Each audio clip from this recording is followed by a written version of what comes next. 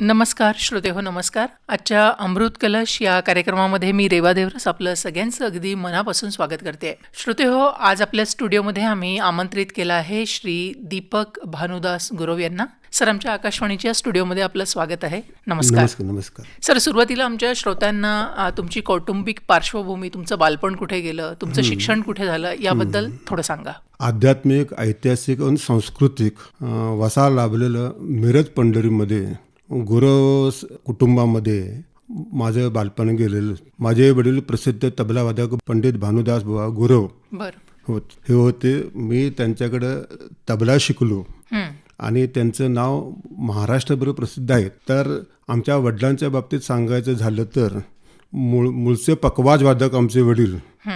पहिला सुरुवातीला पकवाज वाजायचे. आमच्या मिरजेला अंबाबाईचं मंदिर आहे, त्या मंदिरामध्ये गेली नाही म्हटलं 350-400 वर्षापूर्वीचा इतिहास आहे.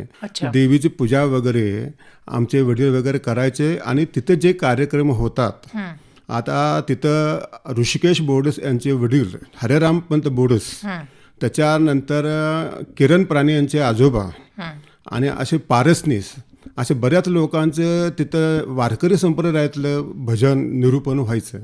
तर त्याला पकवाजाची साथ आमचे वडील करायचे.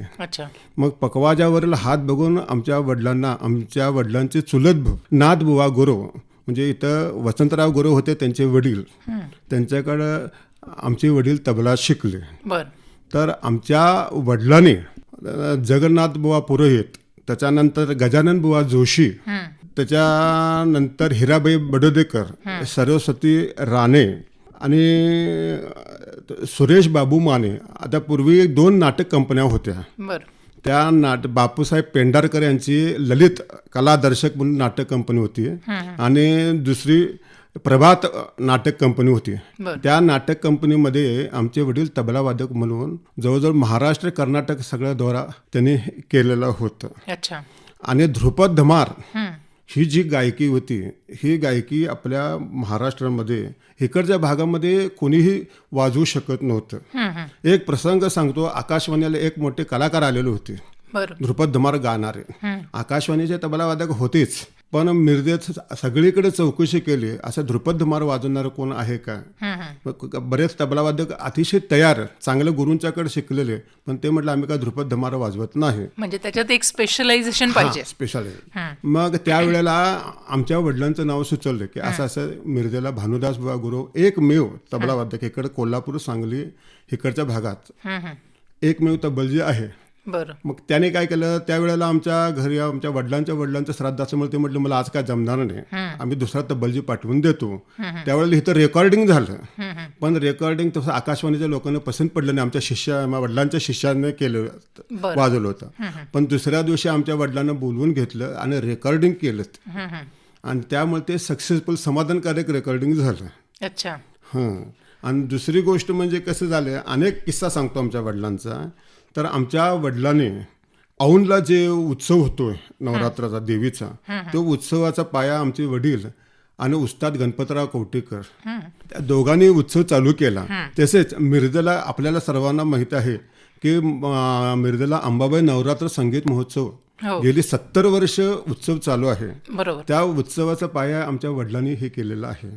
वडिलांनी सुरुवात केली. आमच्या वडिलांच्या ओळखीमुळं, काय बऱ्याच लोकांचा परिचय असल्यामुळं भीमसेन जोशी, जितेंद्र अभिषेकी, अजित कडकडे, चांगले मोठमोठे कलाकारांनी येऊन आमच्या इथं सेवा करून गेले.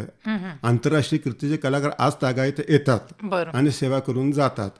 आणि तसेच आमच्या वडिलांचे जे शिष्य आहेत, त्या शिष्याने गेली 32 वर्ष झालं आमच्या वडिलांच्या नावानं एक संगीत महोत्सव चालू केलेला आहे. त्या संगीत महोत्सवामध्ये बरेच मोठमोठे तबलावादक, योगेश समशी, विजय घाटे, राजप्रसाद धर्माधिकारी, आनंद चटर्जी, असे मोठमोठे तबलावादक येऊन आमच्या वडिलांच्या ह्याची सेवा करून गेलेले आहेत. त्याचबरोबर गायनामध्ये आशाताई खाडीलकर, भारती वैशंपायन, सुधाकर बुवा डिग्रजकर, विनोद डिग्रजकर, असे ख्यातनाम गायक त्यांनी येऊन आमच्या वडिलांची सेवा करून गेलेलं आहे. सर, जसं मगाशी आपण बोललो तर त्याच्यावरनं कळलं की तुम्ही बँकेत कार्यरत होतात आणि गेल्या मला वाटतं 35 वर्षापासून तुम्ही तबल्याचे वर्गही चालवता. बरोबर. तर ही वडिलांकडनं आलेला हा वारसा म्हणा की तुमची आवड, तर तुम्ही याला म्हणजे प्रिफरन्स कशाला द्याल, की तुम्हाला आवड होती म्हणून, की हा वारसा चालत याचं आला? म्हणजे आवड नव्हती, अच्छा. पण एक कसं झालं, आमच्या घरात आमची आई होती. त्याने सांगितलं आमच्या वडिलांना, तुम्ही सगळं गावाला तबला शिकवता, मुलाला का शिकवत नाही? तर आमच्या वडिलांचं मत काय होतं, त्यावेळी त्यांची परिस्थिती बिकट होती. आमच्या वडिलांची जन्माला आलं त्यावेळेला मातृपितृ दोन्ही लवकर हे झालं आणि गुरु दुसरीकडे कामं करून त्यांनी आपले शिक्षण घेतलेलं होतं. ते काय म्हणायचे, तुम्ही तुमच्या पायावर उभा राहा आणि मग ते ह्यात संगीत क्षेत्रात पडा. पण आमच्या आईच्या हट्टानं आणि मला आवड होती, त्यांच्यामुळे मी 10 वर्ष आमच्या वडिलांच्याकडे तबला शिकलो. अच्छा. हां, त्याच्यानंतर मग आमच्या वडिलांचे शिष्य रमेश गोखले आणि आता सध्या माझं शिक्षण चालू आहे मधुसूदन कोळी यांच्याकडे माझं शिक्षण आता चालू आहे. अच्छा, म्हणजे तुम्ही अजूनही तबला अजूनही शिकताय? शिकतो, कारण कसं आहे, तबल्याच्या ह्याच्यामध्ये जवळजवळ 6 घराणे आहेत तबल्याचे. हो. आमच्या वडिलांनी एकाच घराण्यात तबला घेतला नाही. जसे आता कसा पूर्वी जलसा होत्या प्रत्येक ठिकाणी, जिथे जिथे तबला वादक लागायचे तिथे आमच्या वडिलांनी रात्रभर तिथं कार्यक्रम वाजवून तिथल्या लोकांच्याकडनं ज्ञान संपादन केलं आणि मुक्त हस्तानं सगळ्यांना ज्ञान दिलं. बरोबर. एक असे आमचे शिष्य वडिलांचे की त्यांना सांगितलं, आता माझ्याकडचं ज्ञान संपलेलं आहे, तुम्ही दुसऱ्याकडे कोणाकडे तुम्ही ज्ञान घ्या. अच्छा. आणि चांगल्या गोष्टी त्यांना दिलेल्या आहेत आणि त्यांची नावं सुद्धा कसं आहे प्रसिद्ध आहेत. म्हणजे रमेश गोखले म्हणा, आता महेश देसाई सुद्धा आमच्या वडिलांचे शिष्य आहेत. बरं. आता आज तागात सगळीकडे ते साथ संगत करतात. आणि आमच्या मंदिरामध्ये दर महिन्याला दुर्गाष्टमी असा सांस्कृतिक संगीत कार्यक्रम असतो. ते कार्यक्रम नोव्हेंबर 2011 पासून मी स्वतः चालू केलेला आहे. स्थानिक कलाकारांना स्टेज मिळावं, मग त्या ह्याच्यामध्ये वादन गायन असा कार्यक्रम आज तागात मी चालू केलेला आहे. बरं सर, जसं कराडकर बुवा, त्याच्यानंतर संगमेश्वर बाबागृह धारवाड, मल्लिकार्जुन मनसूर धारवाड यांची साथसंगत आपल्या वडिलांनी केली आहे. तर लहानपणापासूनच या दिग्गजांच्या सोबत तुम्ही पण वाढलात. हो, मी वाढलो. तर याचा एखादा अनुभव आहे का तुमच्या ध्यानात? अनुभव म्हणजे कसं झालं की मिरजेचे विनायक बुवा पटवर्धन, ऋषिकेश बोरसनचे गुरु, तर त्यांचा कार्यक्रम ठरवायला तिथले सगळे लोक आले होते. त्यांचे जे कोण कार्यकर्ते असेल, आमच्या वडिलांना सांगितलं, बाबा गणपतराव कवटेकरांना आधी विचारलं त्याने, तुम्ही साथ संगतीला बसताय का? तर ते म्हटलं, माझा तर असाच प्रॉब्लेम आहे, मला काय जमणार नाही. तर मग म्हटले, कोण आहे का तबलजी बघा. आमच्या वडिलांनी विचारलं, आमच्या वडिलांनी सांगितलं की बाबा असं असं आहे, मला एवढं तुम्ही बिदागी देत असेल तर मी येतो. मग त्या लोकांनी हे की नाही करत तयार झाले, देतो म्हटले. मग आमच्या वडिलांनी साथ संगत केली. साथ संगत केल्यानंतर मग त्यांना जेवढी बिदागी अपेक्षित होती ती बिदागी दिली नाही. मग त्या लोकांना आमच्या वडिलांच्या बरोबर असं भांडणं, म्हणजे हमरी-तुमरीपर्यंत गेलं. हां, इतकं. पण साथ संगतीला कुठेही आमचे वडील कमी पडत नव्हते. आणि दुसरी गोष्ट, मिरजेला गोरेमंगल कार्यालय आहे, त्यात कराडकर बुवा यायचे. कराडकर बुवांच्या साथीला सुद्धा असाच प्रसंग. साथीला मी त्यांच्याबरोबर जात होतो, तबला डागा घेऊन जायचं. साथ संगत म्हणजे ते कुठल्याही ह्याच्यावर ते सम दाखवायचे. हां, सम दाखवायचे, बरोबर आमचे वडील त्या बरोबर हे करायचे. आणि एक वर्ष काय झालं, गोरेंना सांगितलं, गोरे मंडळांना सांगितलं, मला जरा बिदागी वाढवून पाहिजे. हां, मग त्यांनी गणपतराव कवटेकरांना सांगितलं. मग ते काय त्यांचं काय जम बसले नाही कराडकर बुवांचं, म्हणजे माझी शंकराचार्य कोल्हापूर. मग जमल्याने म्हणते ते रात्री घरात आले आणि म्हटलं, बुवा तुम्ही का आला नाही? तर असा बाबा माझा प्रॉब्लेम आहे आणि मला काय जमत नाही एवढ्या बिदागीमध्ये. मग तसं नाही करायचं म्हटलं. पुढच्या वर्षी म्हटले, जे आरतीमध्ये जे बिदागी येईल तुला द्यायला मी सांगतो, पण तूच साथीला पाहिजेस. आणि आधी महिन्यामध्ये 2-2 महिने त्यांना पत्रे यायची आणि मग ते साथ संगतीला जायचे. त्यांच्याशिवाय कीर्तन, गाण्याचे कार्यक्रम हे होत नाही. आणि मेरासाहेबच्या दर्ग्यामध्ये उरसाचा जो कार्यक्रम असतो, रात्रभर सगळ्यांची साथ संगत आमचे वडील करायचे. सगळ्यांची साथ संगत करायची. कोणी असू दे, म्हणजे सतार वादक असू दे, नृत्य ह्याचे गाणारे असू दे, कोणी असू दे. आणि साधा गायकापासून मोठ्या गायकापर्यंत ते असे हे करत नव्हते, तुलना करत नव्हते, जातीभेद कधीही करत नव्हते. साथ संगत करायची. म्हणजे जो कलाकार आला तो सर्वांगीपणे मोठा आहे. बरं सर, जसं आपण सांगताय की अंबाबाईचा उत्सव असो किंवा मिरजेच्या दर्ग्यातला उत्सव असो, म्हणजे तुमची कुटुंबाची साथ आहेच त्याला आहे. तर हे किती वर्षापासून सुरू आहे? हे जवळजवळ नाही म्हटलं ते 60-70 वर्षापासून सुरू आहे. अच्छा, तर बरेच मला वाटतं दरवेळेलाच मोठे कलाकार तिथे येतात. तर त्या कलाकारांचा, एखाद्या मोठ्या कलाकाराचा एखादा अनुभव किंवा काही सांगता येईल का आपल्याला, जो आपल्या स्मरणात आहे? सांगता येईल. एकदा दर्ग्यामध्ये बालेखान यांची साताराचा कार्यक्रम चालला होता. बर. त्याला ममूलाल सागावकर मोठे गुरुवर्य ते साथीला बसले होते.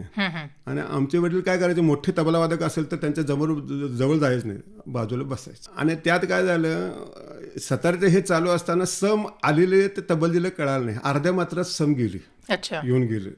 मग ते आमच्या वडिलांनी असं हे केलं. गणिती जो तबला आहे, बरोबर, गणिती लयकार आहे, ते आमच्या वडिलांच्या डोक्यात होतं. पखवाजी तेवढ्याच ताकदीनं वाजवायचे आणि तबलाही तेवढं वाजवायचे. आणि जो तबल्यामध्ये गणितात परफेक्ट असतो त्याला अगदी लक्षात येतं. मग त्याने असं केलं. मग ते समोर खोली होती, त्या खोलीमध्ये हिराबाई बडोदेकरचा त्यांच्यानंतर कार्यक्रम होता. त्यांनी बघितलं त्यांना. मग कायम ते साथीला बसायचं, कोण, ममूलाल सागावकर त्यांच्या साथीला. मग त्यांना बसल्यानंतर त्याने अनाऊन्समेंट करताना त्यांनी सांगितलं, ममूलाल सागावकर माफ करा म्हणले, असं आज माझ्या साथीला ते समोर बसलेला माणूस बसवते, म्हणजे भानुदास गुरु बसवते. क्या बात. आमच्या वडिलांना काय ध्यानी म्हणे नाही हो, ते ऐकायला म्हणून जायचे, कोण नसेल तर बसायचे. मग बाबासाहेब मिरजकर, ममूलाल सागावकर, त्याच्यानंतर गुलाम रसूल खान, निजामुद्दीन खान साहेब, मोठमोठे तबलावादक तिथे, गणपतराव कवटेकर, मोठमोठे कलाकार तिथे यायचे. मग तिथे सगळे गुरुवर होते आमच्या वडिलांना, पुढे पुढे कधी करायचं नाही, नम्र. मग त्यांनी बसायला सांगितल्यानंतर आमचे वडील म्हटलं, एवढे सगळे भरपूर तबलजी आहेत आणि मला कसं काय, नाही तुम्हीच बसायचं. अच्छा.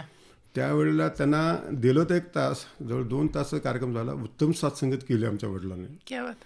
शाबासकी मिळवली. सर, जसं तुमच्या वडिलांनी पण वेगवेगळ्या ठिकाणी परफॉर्मन्स दिलेले आहेत, दर्ग्यात म्हणा मिरजेचा किंवा अंबाबाई महोत्सव, तसंच तुमच्या वडिलांच्या पावलावर पाऊल ठेवून तुम्ही पण भरपूर कार्यक्रम केलेले आहेत मोठ्या मोठ्या लोकांसोबत. तर आजपर्यंत कोणकोणत्या दिग्गज लोकांचं आपल्याला म्हणजे लाभ मिळाला आणि त्यातला एखादा प्रसंग सांगता येईल का आपल्याला? दिग्गज म्हटलं तरी मग कीर्तनाच्या साथीला मी याला मिर्जल वेणाबाईंचा मठ आहे, ती 350 वर्षापूर्वी. तिथे हे जावडेकर म्हणून आले होते कीर्तनकार. तर त्यांच्या साथीला कोण बसत नव्हतं, त्यांची लय इतकी स्पीड न असायची, म्हणजे काय काय तबलजी दमून जायचे. आम्हाला त्यांनी सांगितले, बाबा तबलजी कोणतर बघा. मग मला सांगितलं, तुम्ही तबला साथी करा. कारण 3 सत्रात मी तिथे कीर्तन वाजवलेत, गेली जाऊन ह्याने म्हटलं तर 400-500 कीर्तन तिथे मी वाजवलेत. नारायण काणे, आपले उघारचे नाना जोगळेकर, धर्माधिकारी म्हणून एक होते, औरंगाबादकर बुवा म्हणून एक होते, त्याच्यानंतर स्वर्धा पटवर्धन, संध्या पोद्दार, या सगळ्यांची साथ मी केलेली आहे. आणि मग त्यांच्या जावडेकरांच्या साथीला मला सांगितल्यानंतर आमचे तिथले सगळे लोक म्हटले, तुला जमणार नाही साथसंग, तू याचा नादच सोडून दे. म्हटलं बघूया, म्हटलं काय होईल, भूल ते होईल म्हटलं, नाही तर मधनं उठून मी जातो. मग तिथे गेलो, तसं रामदास स्वामींची कृपा म्हणा, आमच्या वडिलांची. आणि प्रत्येक वेळेला मी साथीला बसलो की आमच्या वडिलांचं स्मरण करतो. कसं त्यांचं स्मरण केलं का नाही, मला एक उत्स्फूर्त हे होतं, उत्साह येतो. आणि त्यावेळेला उत्तम त्यांचं मी कीर्तन वाजवलं. मग ते म्हटले कीर्तनकार, अरे वा वा वा, फार चांगलं वाजवलंस की कीर्तन. असा एक प्रसंग आहे. अच्छा सर, आता गेल्या जवळजवळ 30 ते 35 वर्षापासून आपण तबल्याचे क्लासेस घेताय. हो, बरोबर आहे. तर आता तुम्ही आधीचे शिकवलेले विद्यार्थी आणि आता जे नवीन जनरेशनची शिकवते आहे, तर तुम्हाला याच्यामध्ये काही बेसिक असा फरक आढळतो का? फरक तसं काय आढळत नाही. पूर्वी आमच्या वडिलांनी जे शिकवलं ते वेगळं पद्धत, आणि परीक्षा हा भाग नव्हता. अच्छा. आमचे वडील काय म्हणायचं, तुमचा स्टेजवर परफॉर्मन्स पाहिजे. तुम्ही स्टेजवर वाजवले, लोकांची वाह म्हटले, हाच तुम्हाला शाबास की हीच तुमची परीक्षा, तीच मिळालेली खरी दाद. हां, ती खरंच आहे. पण आता कसं झालंय, सर्टिफिकेटला जास्त महत्व आलेलं आहे. बरोबर आहे. मग आम्हाला वडील परीक्षा वगैरे बसून द्यायचं नाही, भाकरी कशी करायची अशी विचारायचं वडील. अच्छा. हो, हे करा, ते करा, हे करा, असं करा, तसं करा. हे सगळे हे करण्यापेक्षा तुम्ही रियाज करा तबल्याचा भरपूर. तबल्याचा रियाज करा आणि साथसंगत करा, त्यातनं तुमचा परफॉर्मन्स दाखवा. अच्छा. असं म्हणायचं. काय काय आता अलंकार झालेले वगैरे तबला वादक आहेत, त्यांना साथसंगत येत नाही, तबला लावता येत नाही. असे आता प्रसंग आहेत. ऐका लक्षात, साथसंगत कळत नाही त्यांना, हे कुठं हे करायचं, हे करायचं. पूर्वी जसं होतं का नाही, तसं आता काय हे राहिलेलं नाही आहे. तसं फक्त परीक्षा की परीक्षा, मग तो विद्यार्थी अभ्यास करू दे नाही करू दे अशी मानसिकता आहे लोक. अच्छा सर, जसं आपण आता बोललात की आता फक्त सर्टिफिकेट म्हणजे कागदासाठी आजकालची जनरेशन शिकते आहे आणि ते काही अंशी पाहायला गेलं तर खरं पण आहे. तर मला इथे विचारायचं आहे की साथसंगत करणे आणि एक सोलो तबलावादन हा जो प्रकार आहे तर याच्यामध्ये आपल्याला बेसिक फरक काय सांगता येईल? फरक सांगतो की आपण कसं असतं, रेसची जे घोडी असतात का नाही, रेसची घोडी ती रेसची घोडी टांग्याला चालत नाहीत. बरोबर आहे. टांग्याची घोडी वेगळी असतात. एकदम म्हणजे उत्कृष्ट उदाहरण आहे. रेसची घोडी टांग्याला चालत नाही, टांग्याची घोडी रेसला चालत नाही, तसा हा प्रकार आहे. अच्छा. अलग लक्ष. एक कीर्तनकार होते पंढरपूर बुवा, ते आम्हाला सांगायचे अतिशय तबलावादक तयार असला तर तो साथीला चालत नाहीत. आता उदाहरण सांगतो, राजू कानिटकर आमचे वडिलांचे शिष्य, आकाशवाणीला भरपूर त्यांनी वाजवले तबला, महेश देसाईंनी वाजवला, पण ते सोलो वाजवू शकत नाहीत. आणि जे सोलो वाजवतात ते साथ संगत करू शकत नाहीत. म्हणजे आमच्या ह्याच्या बाबतीतच सांगतो, आमच्या वडिलांचे जे शिष्य आहेत की नाही त्यांच्या बाबतीतच सांगतो, असा फरक आहे. अच्छा. सोलो वाजवणार साथ संगत करू शकतात, ते करू शकतील. कशाचे? इन्स्ट्रुमेंटची साथ संगत करू शकतील. सतारचा म्हणा, नृत्याची साथ करू शकतील. फक्त हे जे गाण्यात नाट्यसंगीत अतिशय अवघड, कीर्तनबाद हा अतिशय अवघड आहे. म्हणजे मला वाटतं शास्त्रीय हा भाग वेगळा ठेवला तर ते सुगम संगीत भावगीत याचं करू शकतात की नाही? हो, करू शकतात की. अच्छा. म्हणजे हा बेसिक फरक आहे याच्यातला. बेसिक फरक आहे. एक म्हणजे कसं आहे, कराडला एक प्रसंग असा आहे, एक भजनी मंडळ होते. भजनी मंडळ म्हणजे साधन होते. भजन सम्राट तुकाराम बुवा कडेगावकर, त्याच्यानंतर बाबूराव धामणेकर, बाबूराव बोरगावकर, पार्श्वनाथ फराटे, असे मोठमोठे कलाकार तिथं कराडला जमायचे. आणि त्यावेळेला चतुर्भुज राठोड म्हणून रूपकुमार राठोडचे वडील, अच्छा, रूपकुमार राठोड गायक, त्यांचे वडील, त्यांना बोलवलं होतं. आणि बोलवलं असताना आमचे वडील गेले होते तिथं. मग तिथला एक तबलजी होता, तबलजीने वाजवल्यानंतर त्यांना काय तो तबला पसंत पडला नाही. आणि कार्यक्रम झाले की त्यांना ते हार घालायचे चांगला ह्याचा. मग त्यावेळेला आणि कोण तबला वादक आहे का, तर त्यांनी सांगितलं मिरजेचे भानुदास बुवा गुरुवा. आणि ते शास्त्रीय भजन होते बरं का, ठाईचं भजन म्हणतात त्याला. अच्छा. ठाईचं म्हणजे आपण भजनी टेका वाजवू तसं नाही, अतिशय कमी लयमध्ये गाणार आहे. तो बाजा आता राहिलेला नाही, ठाईचं भजन म्हणणार. त्यावेळेला ते गायला बसले, रात्रभर आमच्या वडिलांनी तबला वाजवला.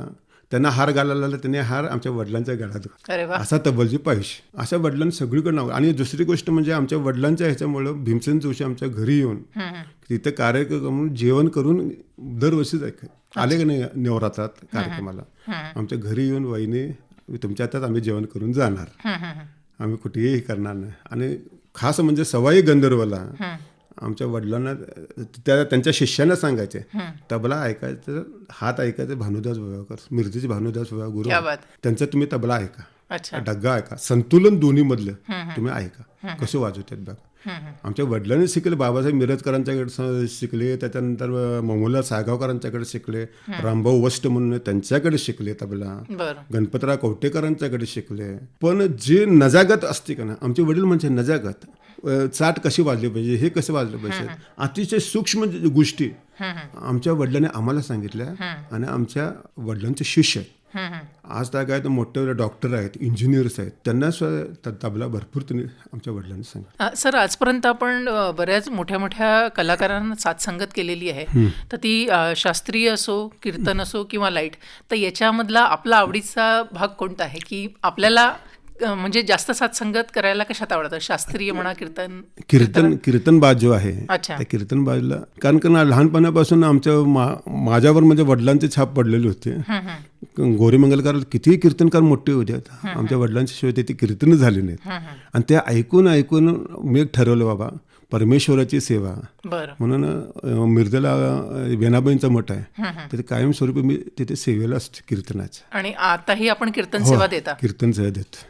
सर, आजची तरुण मंडळी जी इन्स्ट्रुमेंटलकडे वळते, हार्मोनियम असो, गिटार असो, तबला असो, तर ते शिकतात आहे. पण ह्या तरुण मंडळींना तुम्ही काय संदेश द्याल की त्यांनी जर याच्यामध्ये त्यांना नावारूपास यायचं असेल तर त्यांनी काय करावं? नावारूपास यायचं असेल तर गुरुचा आदर केला पाहिजे, नम्रता पाहिजे, विद्या विनयने शोभते. बरोबर. गुरुचा आदर केला पाहिजे, गुरु जसं सांगतील तसे रियाज केला पाहिजे. मूळ म्हणजे नवीन जी पिढी आहे त्याने जास्तीत जास्त रियाज करून गुरुचं नाव नावलौकिक करावं. कारण कसं आहे, आता हल्ली म्हणजे जे विद्यार्थी शिकायला येतात, आई वडिलांचं कॉम्पिटिशन असते. शेजारचा मुलगा जातो म्हणून आमच्या मुलाला घालायचं, त्याला आवड असू दे नसू दे.